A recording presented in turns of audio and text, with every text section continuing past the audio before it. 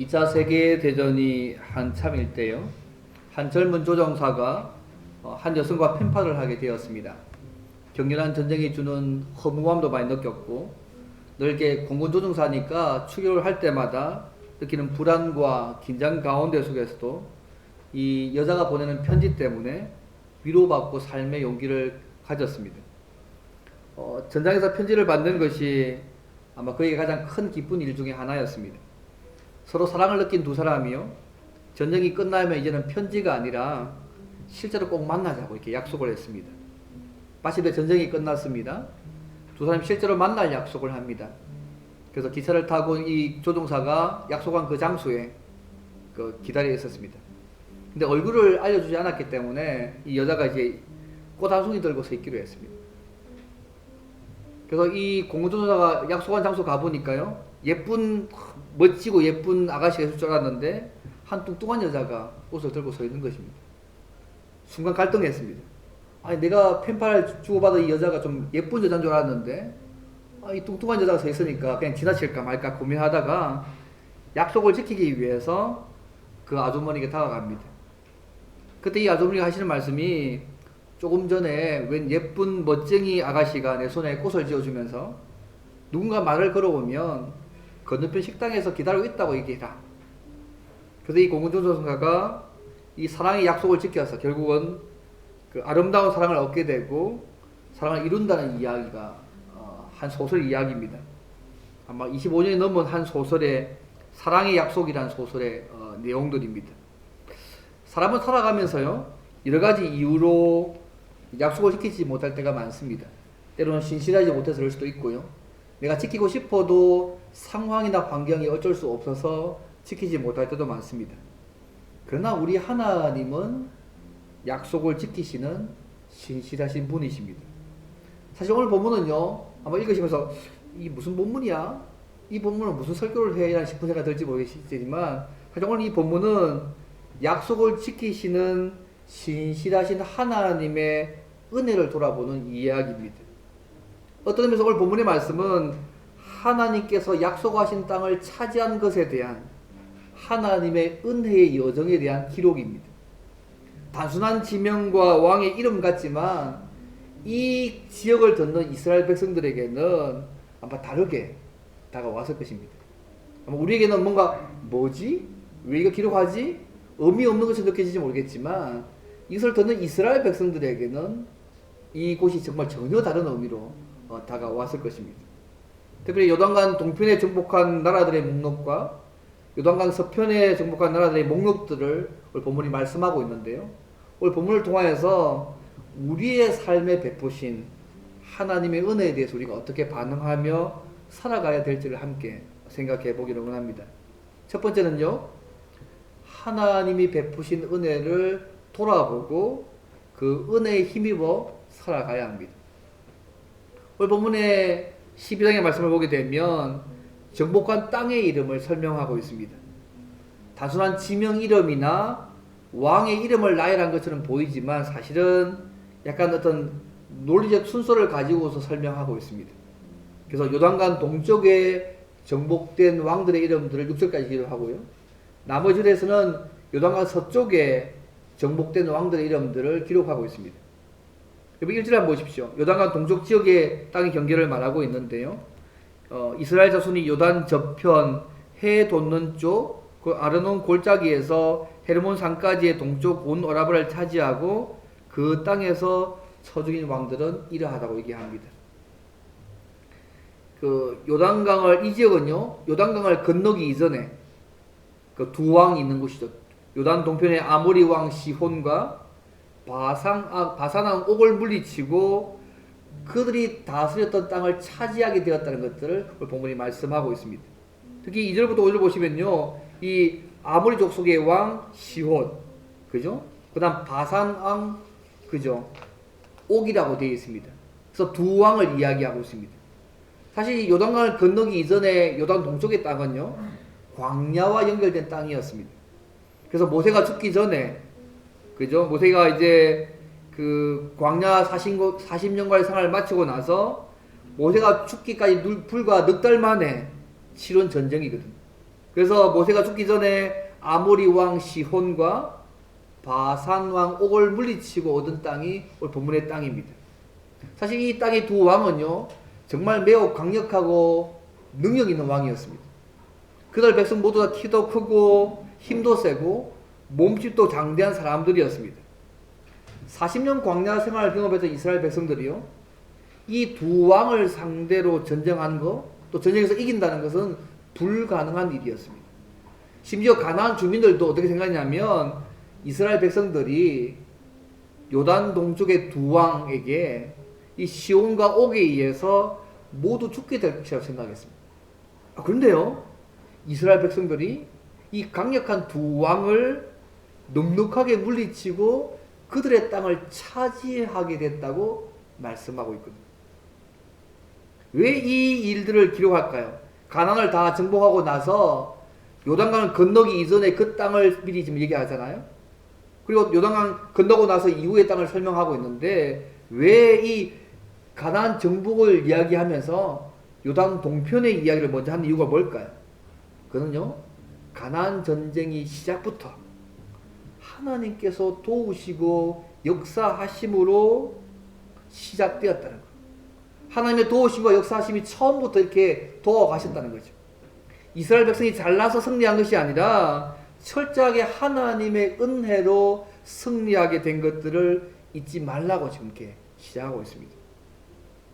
사실 이들이 그분의 말씀을 믿고 순종할 때에 그 당시 가장 강력한 아모리 사람들과 아낙 사람들이 있다고 할지라도 정복할 수 있다는 사실을 하나님이 다시 한번 확인시켜 주셨습니다. 그래서 이 땅을 먼저 르우벤 지파와 갓 지파와 므낫세 반 지파 사람들에게 기업으로 주었음을 6절에서 말씀하고 있습니다.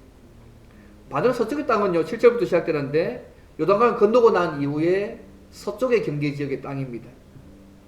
근데 이 땅을 잘 보시면 알겠지만 그 왕들의 이름만, 왕들이 31명의 왕들의 이름이 나와 있습니다. 앞에는 요단강 동편은 두 왕이고요, 요단강 건너고 나서 지었던 그 왕들의 숫자가 오늘 본문의 24절까지 보시면 총 31명입니다. 예. 그래서 그리고 이곳에 특별하게 더 특별한 것은 민족들을 더 첨가하고 있습니다. 그러니까 요단강 동편도 서편도 모두 하나님의 도우심과 역사하심으로 이스라엘 백성들이 그 땅을 얻게 되었음을 사실 설명하고 있습니다. 그래서 요단강을 건너가고 난 이후에 요단 서편의 왕들을 이기고 그들의 땅을 차지했다는 것이잖아요. 여리고 왕과 아이 왕을 포함해서 총 31명의 왕과 싸워서 승리를 거두고 그들이 다스렸던 성과 마을과 땅을 모두 차지하게 되었다고 오늘 본문이 말씀하고 있습니다. 그래서 여러분 9절부터가 첫 번째가 하나는 여리고 왕이요, 그죠? 그리고 여러분 17절 보시면 이게 9절부터 16절까지가 남쪽 지역이거든요. 요단강 서편 쪽에서 남쪽 지역을 정리한 지역이고요, 17절부터 뒷부왕, 답부왕부터 보면 소위 이게 북쪽 지역입니다. 그래서 남쪽에서 북쪽으로 쭉 올라가면서 정복한 왕들의 이름들을 17절부터 쭉 기록하고 있습니다.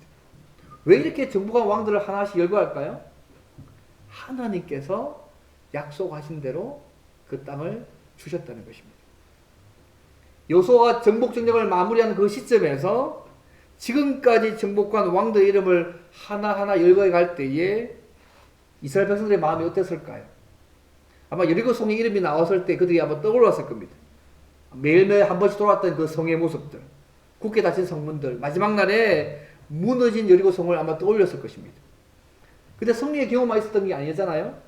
아이 성에서 볼 생각할 때는 실패도 기억했을 거고요. 또 바로 옆에 사는데도 불구하고 하나님께 묻지 않아서 분별하지 못했던 기본 사람도 생각났을 것이고, 결국 쫓아내지 못해가지고 나무 베며 물 기는 자로 함께 살 수밖에 없었던 그 실패의 역사도 기억했을 것입니다.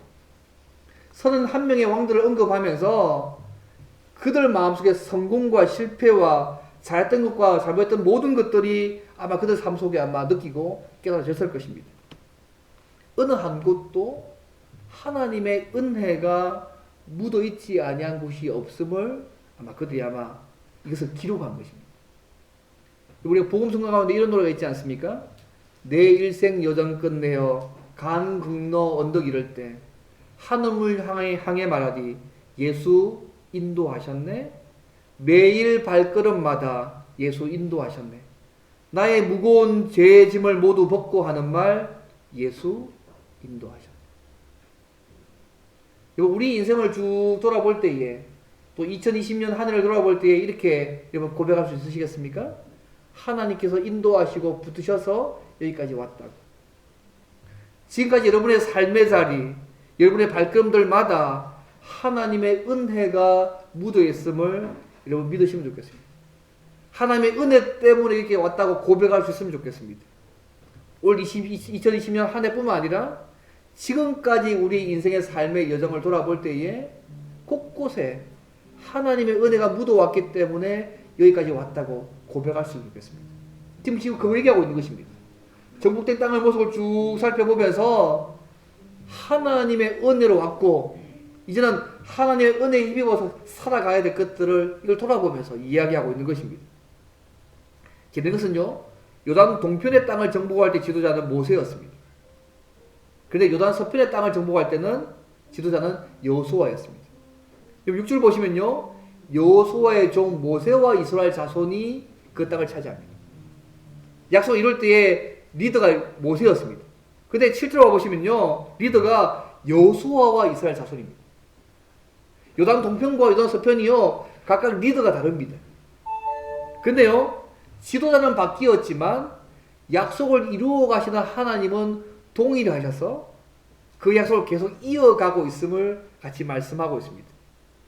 근데 여러분 재밌는 게 뭐냐면 모세를 통하여서 아모리 왕 시혼과 바산의 왕 옥을 죽이고요, 요단 동편 땅을 점령한 이 사건 자체가요, 그 다음 요단강을 건너가서 요단강 동편 서쪽을 점령할 때 큰 놀라운 일이 벌어지잖아요. 기생나비 얘기하잖아요.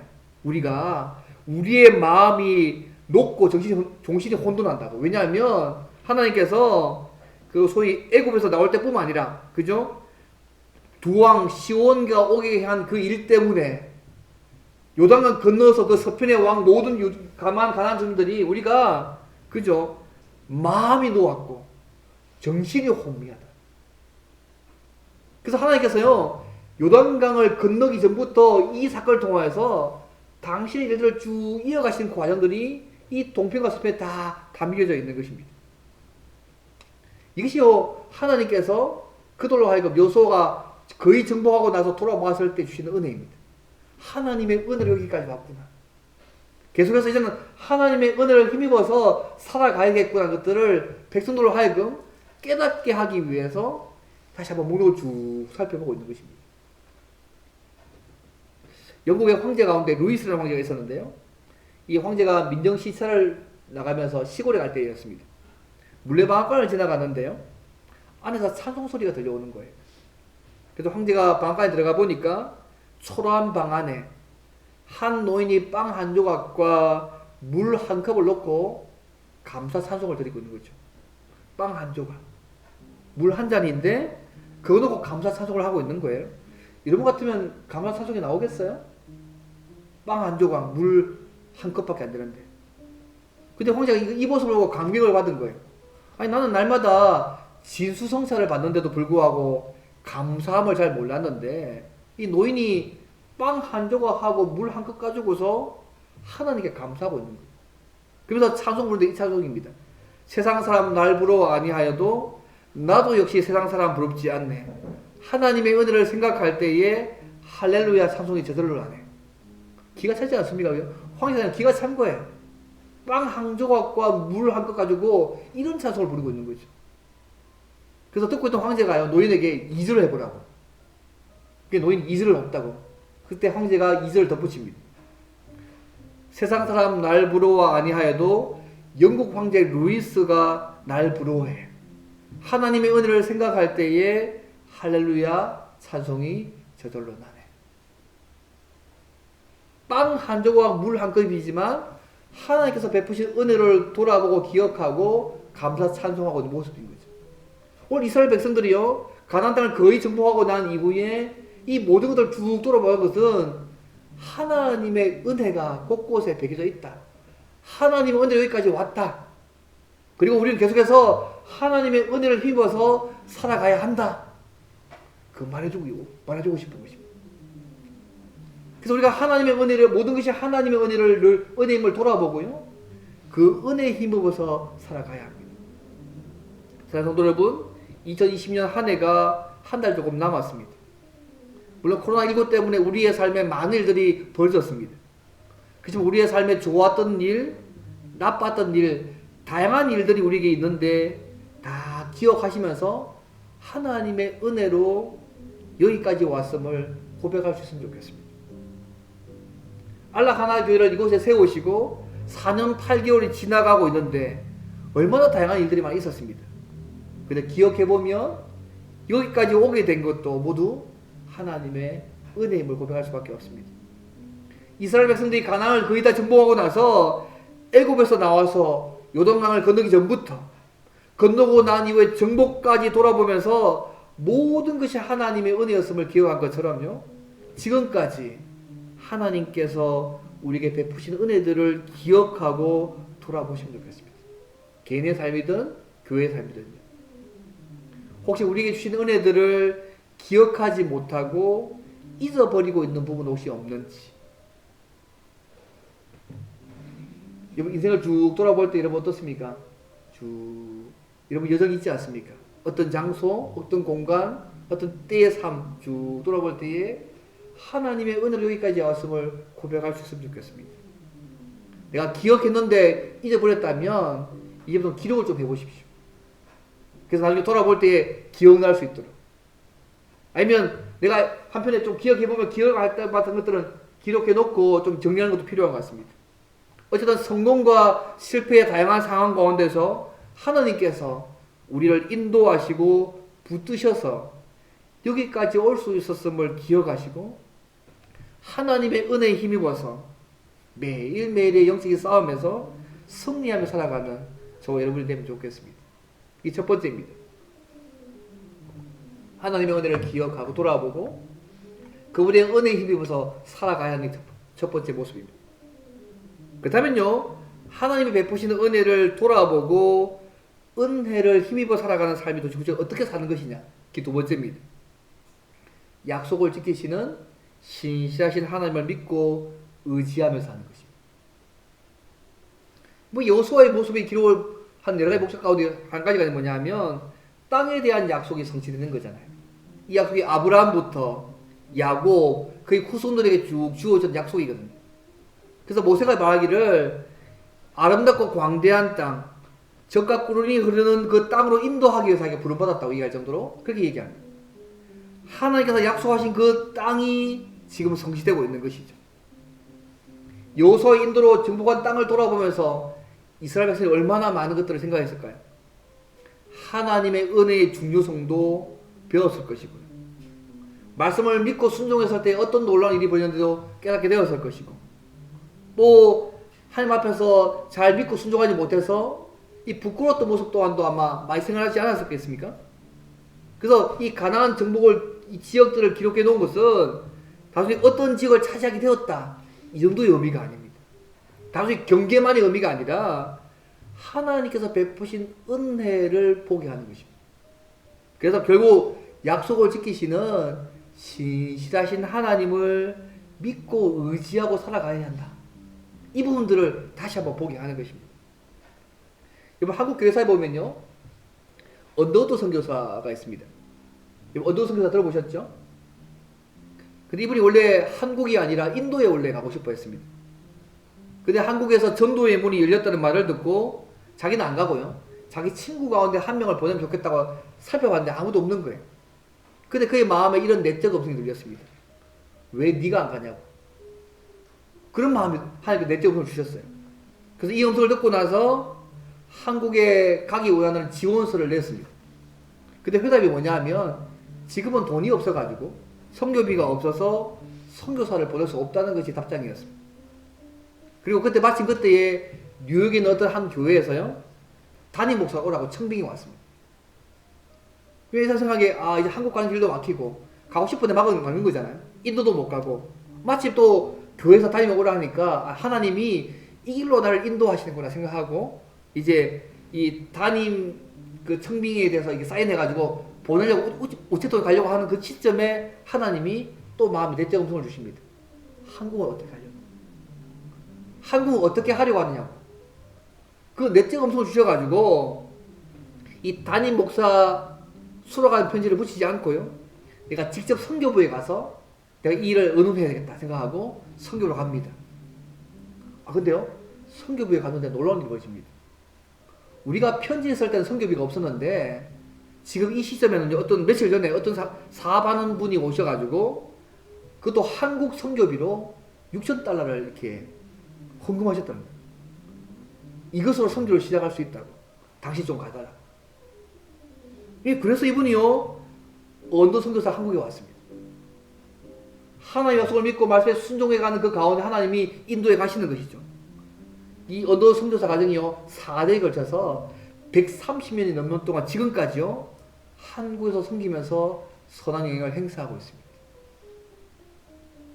이런 경험이 언더 선교사에게, 선교사만의 얘기는 아니잖아요.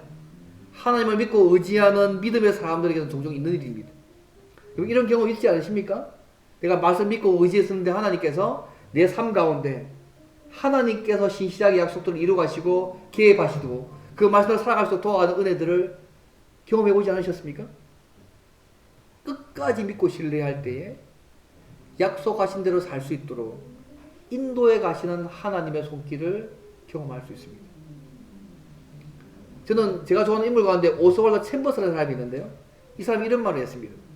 하나님께 중요한 것은 당신이 진정으로 예수 그리스도와 살아있는 관계를 맺고 있는가 하는 것입니다. 건강할 때나 병들었을 때나 상관없이 진실로 주님께 당신 자신을 완전하게 맡겼느냐는 것입니다. 그래서 우리에게 문제는 뭐냐면 죄를 포기하는 것이 아니라 내 자신에 대한 권리를 포기하는 것이 제일 중요한 문제다. 하나님을 의지하지 않고 독립하려는 우리의 마음, 우리의 자기 주장이 우리가 가장 많은 전쟁을 치러야 될 부분이라.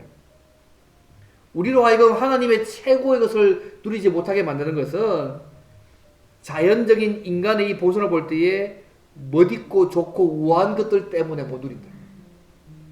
멋있는 말 아닙니까? 하나님께 다 맡기면 그분 앞에 온전히 그분 앞에 그죠? 살아있는 관계를 형성하면 그분이 책임지시겠다는 얘기잖아요. 여러분 무디와 함께 사역했던 스태포드라는 평신도 사역자가 있습니다. 시카고 대학 화재 때요 재산을 다 잃었습니다. 여행 중일 때에 온 자식들을 바다에서 다 잃어버렸습니다. 잃고 나서 그가 그 죽음의 바다에서 고백했던 찬송이요 찬송가 413장입니다. 내 평생에 가는 길을 순탄하여 늘 잔잔한 강 같든지 큰 풍파로 무섭고 어렵든지 나의 영혼은 늘 편하다. 시카고 화재로 재산 다 잃었습니다. 배 여행 가운데 자녀들 다 죽었습니다. 그러면 여러분 뭘 찬송할 수 있겠습니까? 근데 그 찬송 가운데 이 사람의 고백이 뭐냐 하면 큰 풍파로 무섭고 어렵든지 나의 영혼은 늘 편하다.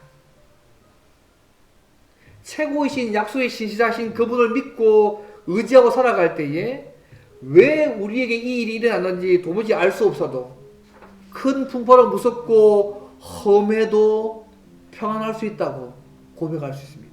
또 평안할 수 있습니다. 왜요? 하나님이 우리 곁에 계시니까요. 우리에게 약속하신 그 하나님께서 우리를 끝까지 끌고 가실 것이고 그 하나님 우리와 함께 계시기 때문에 평안할 수 있습니다. 요즘 얘기하면 코로나19보다 더한 환경에서도 우리가 이렇게 고백할 수 있으면 좋겠습니다.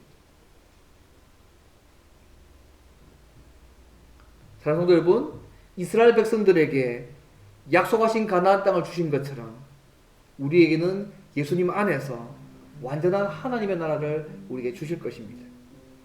요즘 사람들이 교회를 핍박하기도 하지만요, 더 나아가 냉소적인 말이 이런 말입니다. 너 아직도 교회 다니냐고. 얘는 교회를 핍박할 수 넘어가가지고 너 아직도 교회 다녀? 이런 말 무슨 말인지 아시겠습니까? 이 바보같이 아직도 교회 다니냐고. 냉소적이고 비웃는 거 아닙니까? 이렇게 주변 환경과 세상과 사람들이 신앙생활을 잘 하지 못하도록 힘들게 한다 할지라도 약해지지 마시고 이런 세상 유혹받지 마시고 약속을 지키시는 신실하신 하나님만 바라보시고 어떤 환경에서도 하나님을 의지하고 믿음으로 살아가는 저와 여러분 되면 좋겠습니다. 그 두 번째 모습입니다. 약속에 신실하신 하나님을 믿고 의지하며 사는 것입니다. 그러면 약속을 믿고 약속을 지키시는 신실하신 하나님을 믿고 의지하는 삶은 이 땅에서 어떻게 표현되어야 할까요? 세 번째입니다.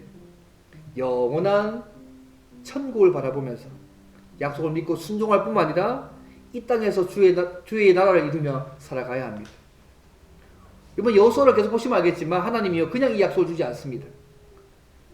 하나님의 말씀을 순종해 갈 때, 약속을 믿고 순종해 갈 때 하나님이 이 약속을 그들이 누리게 만들어 가시거든요. 그래서 이 땅을 소유하는 것과 이 땅에 살던 거민을 다 쫓아내는 이 일들이 여호수아와 백성들이 하나님의 명령에 온전히 순종할 때에 주어졌다는 사실을 잊지 않으시면 좋겠습니다. 하나님의 약속을 이루어 가시는 신실하신 분이십니다. 근데요, 그 약속을 이루어 가실 때 당신의 백성들의 믿음과 순종을 통하여서 그 일들을 이루어 가시는 분이십니다. 우리가 예수 믿고 나서요, 우리 신자들은 하나님의 약속을 믿고 그것에 생명 거는 사람들 아닙니까? 제가 잘못 말했습니까? 신자들은 하나님의 약속을 믿고 그 약속에 생명 거는 사람들이지 않습니까? 여러분, 하나님이 하신 약속 가운데 가장 큰 약속이 뭡니까? 예수 믿으면 구원 얻게 된다는 거 아닙니까? 그죠? 예수의 죽으심, 부활, 다시 재림하고 오심, 예수를 믿게 되어지면 구원 얻게 된다는 가장 큰 약속하셨지 않습니까? 또 그를 믿는 자는 이 세상뿐만 아니라 영원한 하나님 나라에서 영원히 하나님과 교제하며 살아가게 될 것들을 약속하셨습니다. 그리고 하나님을 의지하고 믿음의 선한 싸움을 싸우는 일이 힘들다고 할지라도, 이것 때문에 저는 많은 손해를 본다 할지라도 하늘에 있는 영원한 그분 나라를 예비해 주셨다는 것 약속하셨습니다. 기도 응답의 약속도 하셨고요, 함께 항상 우리와 함께 하시겠다는 약속도 하셨고요. 그래서 시련과 고통이 있긴 하지만 모든 일을 합력하여서 선을 이루시겠다는 약속도 하셨습니다. 수많은 약속을 우리에게 하셨습니다. 그래서 신자들은요, 이런 하나님의 약속을 믿고 그 약속에 생명을 거는 자들이 우리 신자입니다. 어떤 상황이 주어진다 할지라도요. 만약 하나님께서요, 약속하신 것을 이루어주지 않는다면 우리처럼 어리석은 사람이 없잖아요. 그래서 사도 바울이 고린도전서 15장 이렇게 얘기하잖아요. 만일 그리스도 안에서 우리가 바라는 것이 다만 이 세상의 삶뿐이면 모든 사람 가운데 우리가 더 불쌍한 자라. 여러분, 하나님의 약속이 안 이루어지면 예수 믿는 사람만큼 불쌍한 사람이 없어요. 우리의 삶이 이 땅의 삶이 전부 다라면 우리만큼 불쌍한 사람이 없다니까요. 근데 그렇지 않습니다. 이 땅의 삶이 전부 다가 아니고요, 이후에 하나님과 영원히 사는 그 삶이 예수 믿는 자에게 주어져 있습니다. 그래서 우리는요, 어떤 상황에서 행복할 수 있는 것이지 않습니까? 몇 년 전 한국에 거주하는 외국인을 대상으로요, 외국인들이 뽑은 한국인의 빨리빨리 테스트 10을 뽑은 적이 있습니다. 그 결과를 보게 되면요, 외국인 눈이 얼마나 우리가 경이롭게 보이는지 알 수 있습니다. 몇 가지 말씀드리면, 커피 자판기에서 커피가 나오고 있는데 손을 집어넣고 컵 잡고 기다리는 거 신기하게 보였다고 하고요. 또 버스 중에서 버스가 출발하는데 막 뒤따라가면서 추격하면서 버리고 타는 모습도 신기하게 보게 하고요. 화장실 들어가기 전부터 지푸대는 거 당황해 합니다. 그리고 그 3분 기다리던 컵라면 3분을 못 기다려가지고 뚜껑을 먹는 모습들부터 시작했어요. 화장실에서 볼리면서 양치질하는 모습도 신기하게 생각하고요. 예, 편의점에서 음료수를 선택하고 나서 먼저 마시고 계산하는 모습들 막 당황해하는 꽤 많은 모습이 있습니다. 그래서 한국 사람의 빨리빨리 모습이 외국인들이 굉장히 신기하게 보이는 것 같아요. 그런데요, 언더우드 선교사의 4대 손인 정손자인 피터 언더우드가 쓴 책이 하나 있는데요, 퍼스트 무브라는 책이 있는데 그 책 보게 되면 이제 한국은 뭐가 필요하냐면 속도가 아니라 방향이 중요하다는 부분들을 책에 적었습니다. 이런 한국 사람들의 성향 자체가요, 하나님이 우리에게 주신 약속도 잘 기다리지 못하게 하는지도 모르겠습니다. 그러나 우리는요, 약속을 이루실 하나님을 믿고 인내하며 순종하며 이 땅에서 그분 나라를 이루며 살아가야 합니다. 그래서 제가 좋아하는 리빙스톤의 이야기가 몇 번이가 있는데 좀 너무 감동되는 얘기가 있습니다. 그러니까 16년에 아프리카 선교를 하고 나서요, 27번이나 죽을 뻔했습니다. 한쪽 팔은 사자에게 물려가지고 못 쓰게 되었습니다. 그래서 그의 공을 빌려서 글래스고 대학교에서 박사학위를 수여했거든요. 그때 인사말을 통해서 청중에게 하는 말이 뭐냐면 다시 아프리카로 돌아가겠다. 그래서 많은 사람들이 얘기합니다. 어디에서 그런 힘이 나오냐고. 근데 이 사람 하는 말이 뭐냐면 말도 다르고 풍습도 다르고 적대시하고 생명의 위협도 있지만 예수님께서 보라 내가 세상 끝날까지 내가 너희와 항상 함께 있으라는 그 말씀, 그 든든한 말씀 때문에 힘을 얻고 다시 돌아간다. 약속을 지키시는 하나님이 그의 힘이었습니다. 사랑하는 성도 여러분, 여호수아 당시에 아브라함에게 약속하신 대로 가나안 땅을 주신 하나님께서 완전한 나라를 우리에게 주실 때까지 코로나19 같은 힘들고 어려운 상황에서도 우리와 함께 하신다는 사실을 믿으시기 바랍니다. 그리고 이 땅에서 아무리 악한 세력들이 우리를 공격한다고 할지라도 하나님의 약속을 믿고 모든 악의 세력을 이길 뿐만 아니라 예수 안에 있는 하나님 나라를 세우고 건설해가는 사람들이 되어야 합니다. 이 땅에서. 어떻게 하면 이 땅에서 그분 나라를 건설할 수 있을까요? 제일 쉬운 방법, 평화의 복음을 전하는 것입니다. 예수 전하는 것입니다. 날마다 주님께서 재림하셔서 이루실 완벽한 그 나라를 소망하면서 우리의 말과 삶으로 이 평화의 복음 되신 예수님을 전해서 모든 사람들이 의와 기쁨과 충만한 그분 나라를 이 땅에서부터 맛볼 수 있도록 또 우리가 이 땅을 세우고 건설해 갈 수 있도록 이 땅에서 해야 할 책임이 우리에게 있습니다. 20월 본문에서 주어진 또 다른 부분입니다. 끝난 것이 아니고 완벽하게 주신 그 나라를 바라보면서 이 땅에서 그죠? 예. 그 말씀을 순종하고 이 땅에서 그분 나라를 이루어가는 사람들을 계속 살아가는 것입니다. 사랑하는 여러분, 저와 여러분이 이 약속을 다 받은 사람들입니다. 이 약속에 목숨을 거셔서 날마다 그분 약속 믿고 의지하며 사시고 또 그 말 따라 순종해서 주님 나라 바라보면서 이 땅에서 그분이 원하신 그분 나라를 건설해가며 살아가는 저와 여러분 되시기를 바랍니다. 그럴 때 함께 하시고 역사하시는 하나님을 이 땅에서도 맛볼 뿐만 아니라요. 나중에 주님이 재림하셔서 그분 만나게 되어지면 더 완벽한 그분을 만나게 될 것입니다. 이런 놀라운 은혜가 우리 저와 여러분에게 풍성히 넘쳐가기를 주님으로 바랍니다. 예, 말씀을 생각하면서 함께 기도하면 좋겠는데 하나님